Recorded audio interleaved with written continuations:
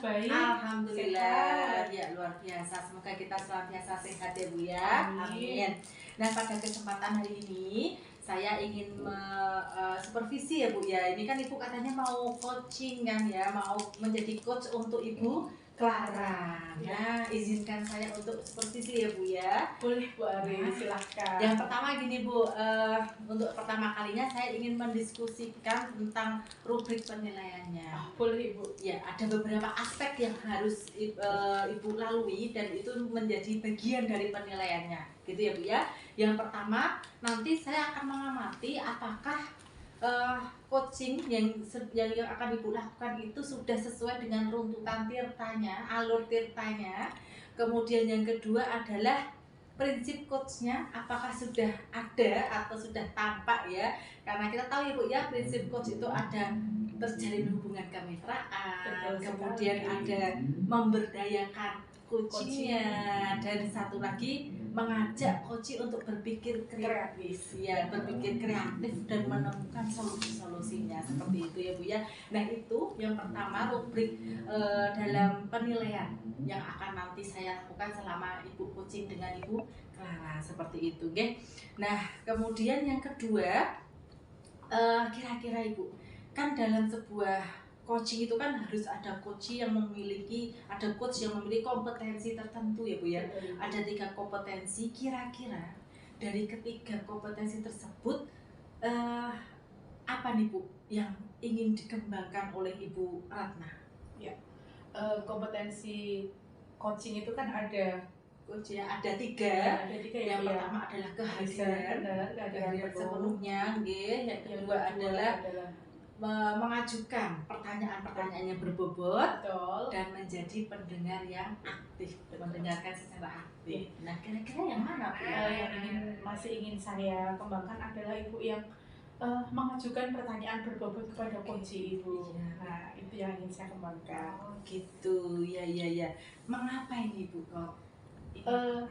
Karena saya masih merasa belum begitu lihai dalam menggali potensi coaching melalui pertanyaan-pertanyaan yang berbobot. Nah, jadi dalam kesempatan supervisi ini nanti saya akan mencoba untuk meningkatkan bagaimana menggali potensi coaching dengan pertanyaan-pertanyaan yang berbobot. Oke, ya. Berarti dari ketiga kompetensi itu secara spesifik yang ingin diobservasi yang mana Bu? Pertanyaan berbobot. Iya, oke, pertanyaan yang berbobot nggih. Kemudian Bu, ini yang terakhir setelah nanti saya mengamati Ibu coaching juga ya. Sebenarnya indikator apa sih? Supervisi ini, indikator apa sih yang ingin Ibu capai, yang ingin Ibu capai dalam supervisi ini? Baik Ibu, indikatornya adalah ketika saya bisa menggali pertanyaan, kemudian menggali potensi coach dengan pertanyaan-pertanyaan saya, sehingga coach itu mampu menemukan solusi dari masalah yang sedang dia hadapi. Gitu Ibu. Oke, luar biasa ya. Semoga sesuai dengan harapan Ibu Ratna. Mungkin ini dulu ya Bu ya, kita langsung coaching aja. Saya ingin sekali nih melihat Ibu Ratna untuk melakukan coaching bersama rekannya. Oke, ya, terima kasih Bu. Iya Ibu, terima kasih kembali. Assalamualaikum. Waalaikumsalam warahmatullahi wabarakatuh.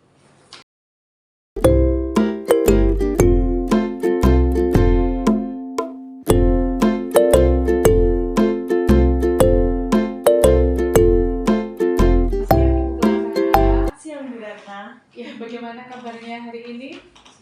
Sehat Bu. Iya. Ini sudah lega ini Bu, saya sudah selesai PAS. Oke, sudah selesai PAS ya. Oke Ibu, kita hari ini mau ada coaching sebentar ya. Baik Bu Ratna. Dan mohon izin ya, saya di sini hanya mengamati saja proses coaching yang akan berlangsung. Baik Bu Ari. Baik Ibu Ari. Ya, baik Bu Clara. Bu Clara, kita akan ngobrol sekitar 20 menit ya Ibu Clara ya. Nah, kira-kira apa nih yang mau diobrolin oleh Bu Clara sama saya? ya Bu Ratna, ini sudah selesai semester 1 ya Bu Ratna ya. Setelah semester 1 ini biasanya saya kan mempersiapkan semester 2 ya Bu Betul ya. sekali. Nah ini saya itu sedang kebingungan Bu. Saya itu pengen menerapkan pembelajaran berdiferensiasi di semua materi pembelajaran IPA yang akan saya ampu juga lagi di semester 2. Oh begitu. Mm-mm. Jadi ini Bu Clara baru bingung ini mau menerapkan Iya, pembelajaran Bu. berdiferensiasi untuk mapel IPA di Mm-mm. semester 2 nanti. Iya. Oke, baik Bu Clara. Nah, kira-kira apa ini harapan Bu Clara dari obrolan kita pada siang hari ini? Harapan saya mendapatkan gambaran yang lebih jelas Iya. pembelajaran berdiferensiasi seperti apa yang nanti akan saya terapkan di semester 2 di pelajaran IPA. Iya, Bu. Baik nih, kalau menurut Bu Clara, pembelajaran berdiferensiasi itu yang seperti apa Ibu? Yang bisa diterima oleh semua anak-anak di kelas saya, Bu. Oh begitu. Jadi saya berharap semua anak-anak di kelas saya itu enjoy dan mereka senang gitu saat pembelajaran IPA. Tidak ada yang merasa ngantuk, tidak ada yang merasa tidak nyaman, tidak ada yang merasa bosan. Oke. Nah, pembelajaran berdiferensiasi itu saya berharapnya mampu menjembatani itu gitu loh, Oh, Bu. begitu. Jadi yang membuat anak-anak semuanya senang gitu. ya, Bu? Iya. Nah, kalau menurut Bu Clara ini bagaimana gambaran murid-murid di kelasnya Bu Clara? Murid-muridnya ya, Bu ya. Iya. Anak-anak itu selama di semester 1 itu ya Bu ya, kalau pas pembelajaran IPA ada yang mereka itu bisa duduk tenang, mencatat semua yang saya omongkan itu mereka catat. Ada yang begitu Bu, tapi ada juga yang mereka tuh cuma melihatin gini, kayaknya nggak ini ya, nggak ngapa-ngapain. Tapi ternyata pada saat ulangan anak itu juga bisa menjawab gitu. Ada anak yang justru nggak bisa diem, jadi duduk tapi pengennya tangannya itu buat pesawat terbang lah, gambar-gambar lah. Ada yang seperti itu saat pembelajaran. Nanti pada saat saya tanya ya bisa menjawab tapi tidak terlalu ini sih, tidak sesuai ekspektasi saya. Tapi masih bisa mengikuti seperti Gitu itu ya. Ya, jadi ada yang suka menulis, ada yang mendengarkan, ada yang utak-utik gitu. Jadi gaya belajarnya bermacam-macam ya Ibu. Nah, iya Bu, gaya belajarnya itu macam-macam ternyata. Gaya belajarnya bermacam-macam. Nah, kemudian nih apa nih kira-kira yang mau Bu Clara pikirkan, yang Bu Clara pikirkan untuk dapat menciptakan pembelajaran berdiferensiasi itu?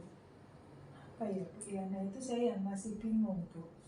Saya tuh pengennya pada saat anak-anak mereka yang bisa mendengarkan kemudian bisa mencatat itu mereka juga bisa mencatat dengan baik. Iya. Tapi ada satu kesempatan anak-anak itu yang mereka senangnya gambar itu ya difasilitasi.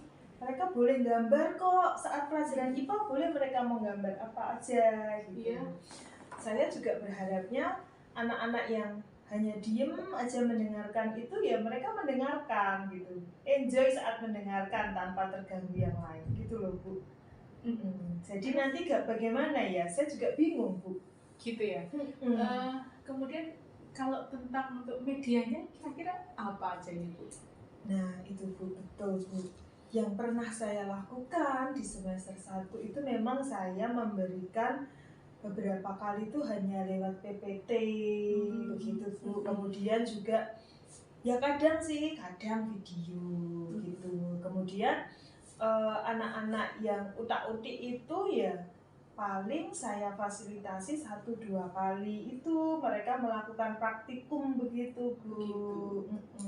Kemudian untuk di semester 2 nanti kira-kira rencananya Bu Clara ini mau menggunakan apa saja ini? Nah itu ya Bu ya. Sepertinya kalau PPT ataupun Canva itu tetap akan saya gunakan ya Bu ya. Itu kan menarik ya gambar-gambarnya. Kemudian juga nanti bahan ajar lewat video itu juga tetap akan saya berikan. Jadi anak-anak yang senangnya menonton, mendengarkan, itu tetap bisa terfasilitasi. Nah, mungkin yang akan saya lebih sering lakukan itu melakukan praktikum, Bu.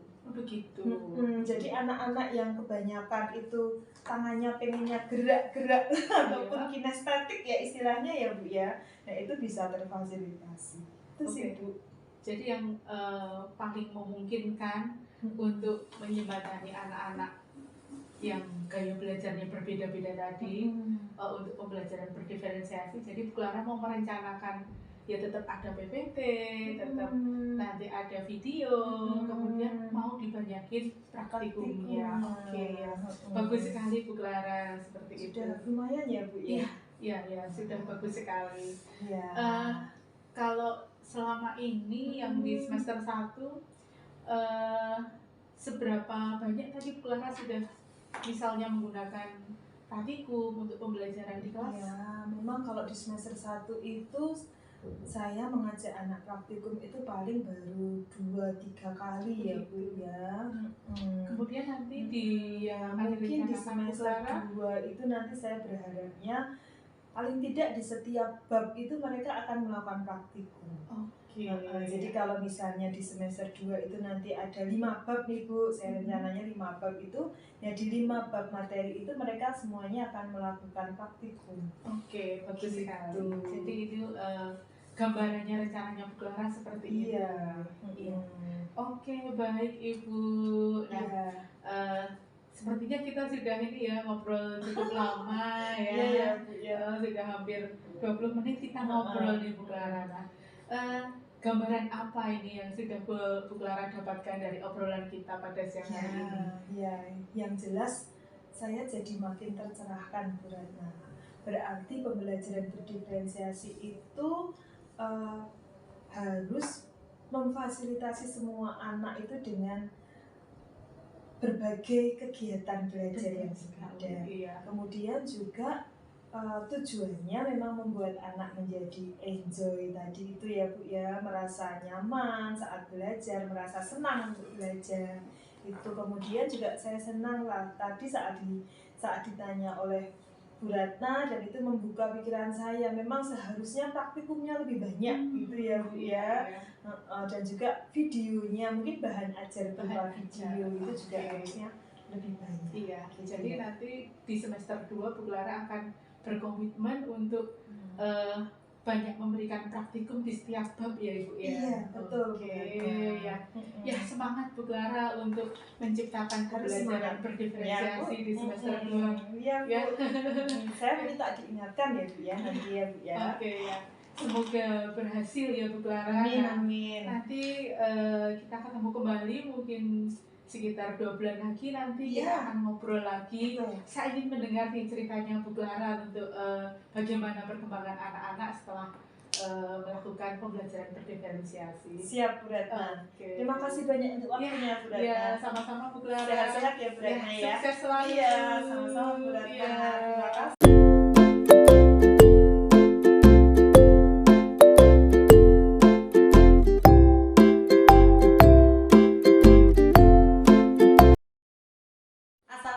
Bu Ratna. Waalaikumsalam. Alhamdulillah bertemu lagi ya. Tadi juga bertemu saat Bu Ratna coaching dengan Bu Clara ya tadi ya. Luar biasa. Tadi saya juga mengikuti Bu Ratna sama Bu Clara saat proses coaching. Nah, kali ini izinkan saya untuk menyampaikan sesuatu ya Bu Ratna ya. Boleh, Oke, ya.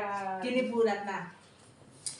Kira-kira ini Bu Ratna bagaimana nih perasaannya setelah melakukan coaching dan menjadi coach terhadap Ibu Clara? Monggo. Perasaannya senang, kemudian lega. Oke. Luar biasa karena Bu Clara juga luar biasa ternyata Ibu. Iya memang tadi saya menyimak itu terjadi luar biasa ya, sehingga pembicaranya asik tadi ya. Oke. Gini Bu, pertanyaannya adalah gini. Saya mencatat beberapa hasil temuan-temuan saya saat coaching berlangsung ya Bu ya. Apakah saya diizinkan untuk menyampaikan Bu? Boleh Ibu Ari, silakan. Yang pertama tadi kan sebelum kita melakukan coaching ada pra supervisi ya Bu ya. Kita berbincang-bincang, ada satu indikator dari Bu Ratna ingin memberikan pertanyaan-pertanyaan yang berbobot terhadap coachingnya ya kan. Betul, iya. Dan saat saya mengamati Bu Ratna coaching tadi ya, saat proses coaching tadi Bu Ratna sudah menyampaikan dan menggiring Bu Clara untuk menjawab pertanyaan-pertanyaan yang sebenarnya itu mengandung solusi gitu ya. Bagus tadi pertanyaannya Bu Ratna tadi sudah berbobot. Nah, karena apa? Saya melihat Bu Ratna tadi menanyakan pertanyaan-pertanyaan, kemudian Bu Clara menjawab, yang jawabannya itu ternyata mengandung solusi-solusi sendiri sebenarnya. Sehingga menurut saya itu juga sudah berbobot. Namun, boleh izin ya Bu ya, saya menyampaikan sesuatu ya. Sebenarnya tadi sudah berbobot Bu, tetapi alangkah baiknya apabila Bu Ratna ini tadi memberikan pertanyaannya itu tidak jauh-jauh dari diksi atau pilihan kata si Koci yang Koci tadi menyampaikan beberapa peristiwa panjang lebar itu ya Bu ya. Nah, saran dari saya pribadi ya Bu ya, biar Bu Ratna tidak jauh-jauh dari peristiwanya si Koci tadi, ambil beberapa diksi yang menjadi permasalahan si Kocinya. Ya, jadi mengulas sedikit dulu, kemudian baru beralih pada pertanyaan yang lain.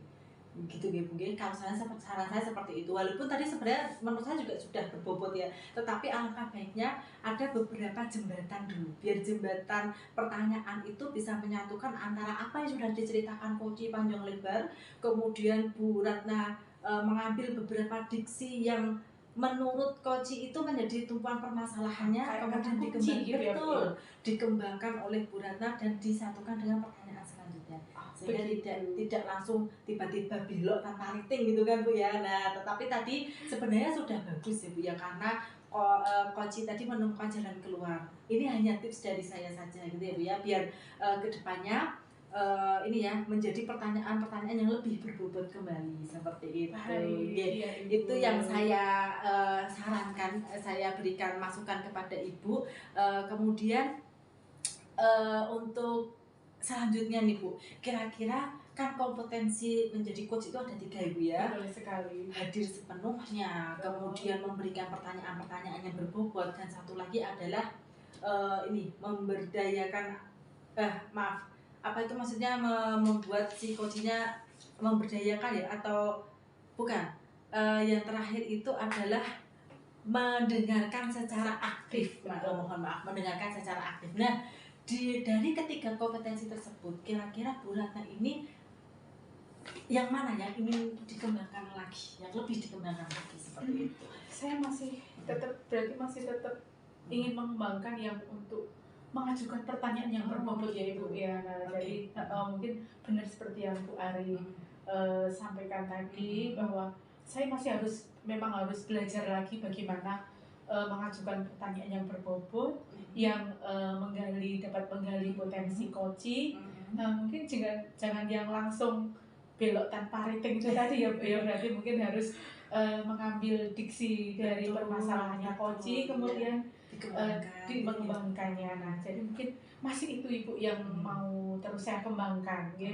Karena kalau kesadaran penuh sepertinya tadi saya memang sudah benar-benar berada fokus kepada Bu Clara ketika Bu Clara menceritakan. Kemudian saya juga mendengarkan secara aktif apa yang disampaikan oleh Bu Clara. Hanya memang mungkin ya itu tadi Bu, mungkin saya memang harus banyak berlatih, kemudian supaya saya juga bisa mengajukan pertanyaan yang berbobot yang dapat menggali potensi Koci. Oke, luar biasa Bu Ratna. Saya luruskan Bu Ratna, bukan pertanyaan berbobot, pertanyaan yang lebih berbobot. Tadi sudah berbobot gitu ya. Sudah bagus Bu, sangat menginspirasi ya. Ini hanya tips aja Bu dari saya. Betul, ya biasa ya Bu ya. Diksi-diksi, kemudian kata-kata bahasa banget ya Bu.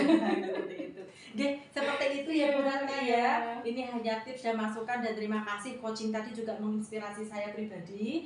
luar biasa Bu Ratna. Semoga Bu Ratna sehat selalu, kita sehat Amin. selalu, dan Amin. kita bisa bermanfaat bagi teman-teman sejawat gitu Iya, ya. amin. Nggih, Terima mungkin kasih, cukup Bu seperti Ali. ini. Nggih, sami-sami bisa dilanjutkan lain waktu. Kita ketemu kembali dan mohon maaf jika banyak salah lisan dan sikap saya. Iya, sama-sama. Ya, assalamualaikum.